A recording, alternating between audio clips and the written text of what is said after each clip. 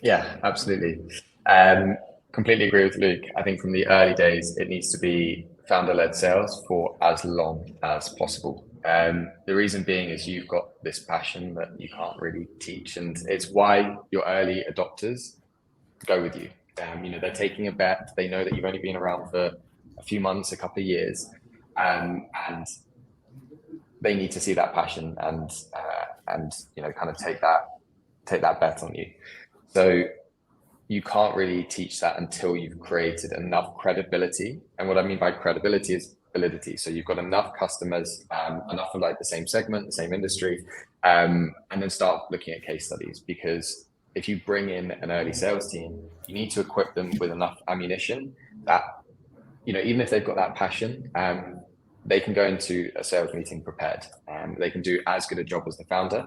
And, you know, uh, I think I've seen a lot of founders who haven't done sales before think if I just hire salespeople, that'll fix that problem, and it's just not the case.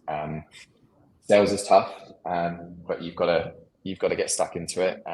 It's just like when you raised investment, you had that ability to bring people on the journey, take that bet on you, make that investment in you, and it's the same with the first early customers. The other thing that I see companies do too early is like creating playbooks.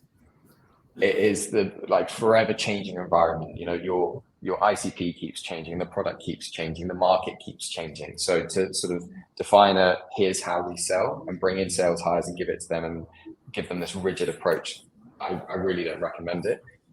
What we've done is intentionally we've got to a point where we were so busy doing sales, taking demos, closing deals that we knew it was the right time where there was enough traction, enough interest that we need to take some of that off our plate and to make those hires. So we went with 2 account executives, which were fully 360. So they would do prospecting, close the deal, and also help with onboarding. We didn't go with big logos, so ex Salesforce sales reps or anything like that.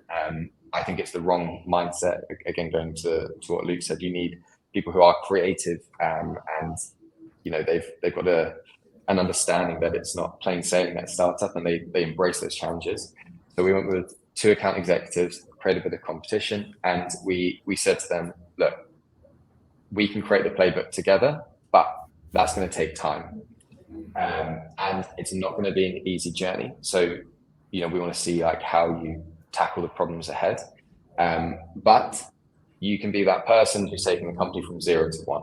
So you can help kind of create your own story, your own destiny.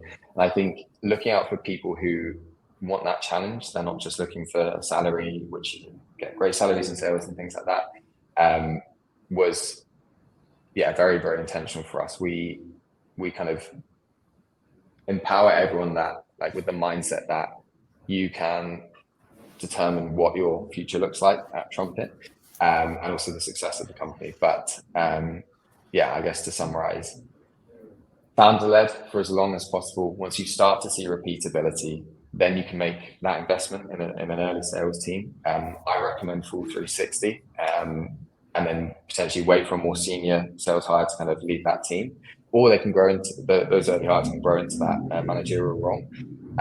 Build the playbook together, and just make sure that you've done everything you can to equip them for success as they get started.